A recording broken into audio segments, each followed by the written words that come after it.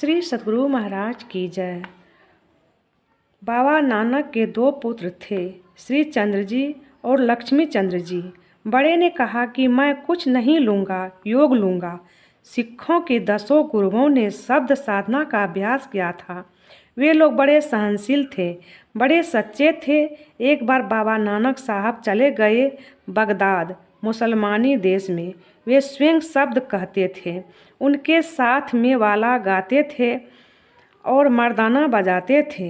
Baghdad ने गाना बजाना नहीं होता था, इसलिए खलीफा ने कहा कि इसको कब्रगाह में ले जाकर पत्थरवाह करो। खलीफा के आदेश पर उनको कब्रगाह ले जाया गया। वहाँ बहुत लोगों ने पत्थर फेंक फेंक कर जान से ही मारना चाहा।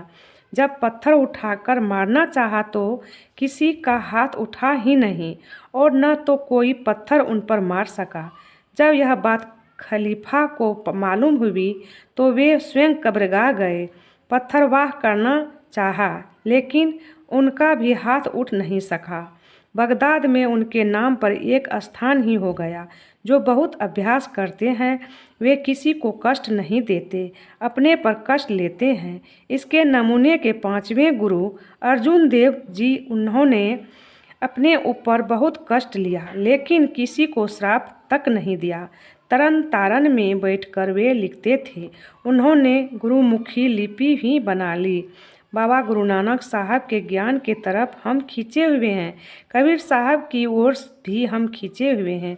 गोस्वामी तुलसीदास जी हाल में हुए हैं, उनकी वाणी को भी हम लेते हैं। इसी तरह सूरदास जी की वाणी भी हम लेते हैं।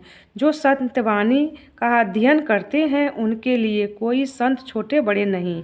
संत वे होते हैं जिन्होंने शांति प्राप्त की ली हो, शांति में अपने को मिला दिया हो। जैसे बाबा नानक साहब ने कहा, जल तरंग जीव जल ही समझाइया, तियूं ज्योति संग ज्योति मिलैया। कहूँ नानक ब्रह्म कटे किवाड़ा, बहुरी न हो यही जौला जीव। श्री सतगुरु महाराज की जय।